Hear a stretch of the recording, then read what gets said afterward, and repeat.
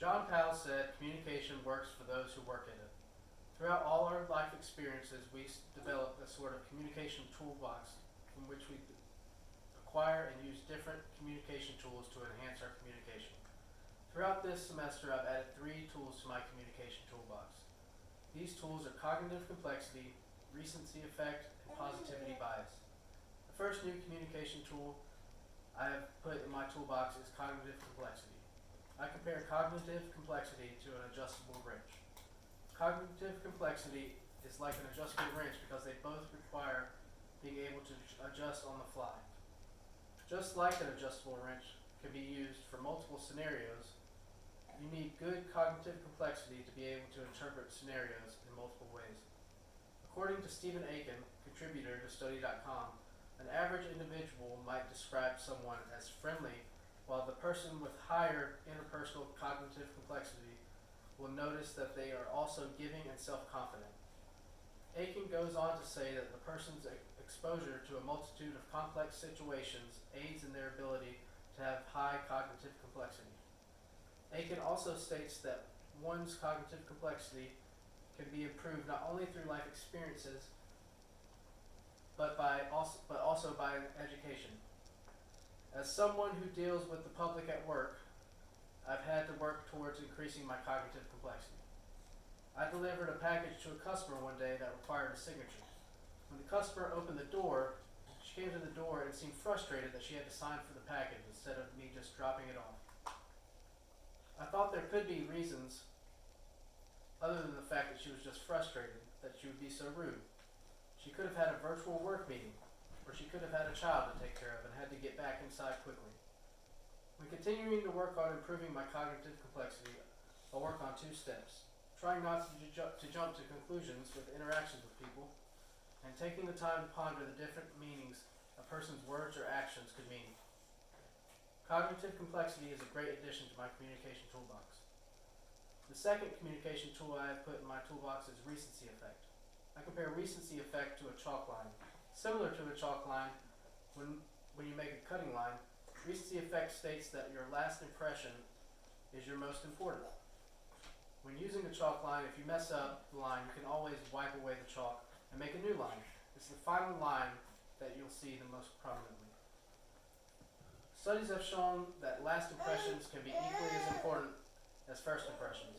According to Chai Feng, co-author of Cognition and Emotion, findings suggest that when making trait judgments about others, observers weigh the most recently displayed emotion in dynamic expressions more heavily than the preceding emotion. This semester I've been keeping recency effect in mind during my communication interactions.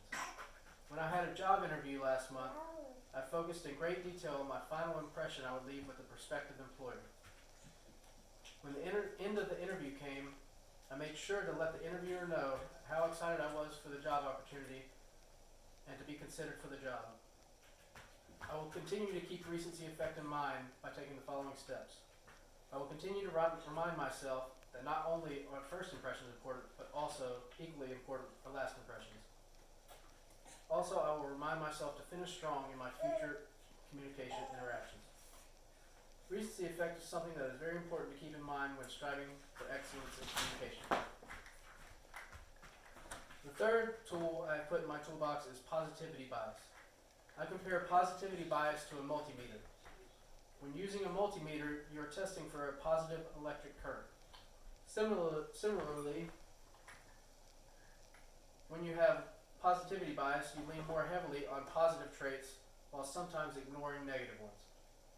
According to Vera Hurens of the Center for Social and Cultural Psychology at the University of Leuven, positivity bias denotes a tendency for people to judge reality favorably. She continues by adding that people sometimes will favor positive data when processing information during decision making. A few months ago, I was presented with a job offer from a direct competitor to my current employer. When I received the job offer, I was presented with the salary, benefits, as well as the working hours of the new job. My positivity bias led me to focus on the improved salary and benefits compared to my current job. Although these benefits and salary upgrade were enticing, after learning about positivity bias, I recognized that I need to keep the whole picture in mind. The work-life balance with the new job was just not worth the improved salary and benefits. Positivity bias takes continuous work to keep in check. To work on steps to continue to improve, first I plan on carefully reviewing my decisions for positivity bias. Second, I will remember when interacting with new people and that positivity bias can sometimes cloud my judgment. Cognitive complexity, recency effect, and positivity bias are important tools to have in anyone's communication toolbox. I'm glad to have studied them and to have added them to my communication toolbox. Peter Drucker said, the most important thing in communication is to hear what isn't being said. With these new tools in my communication toolbox, I'll be better equipped to hear what isn't being said. Thank you. Okay, now you can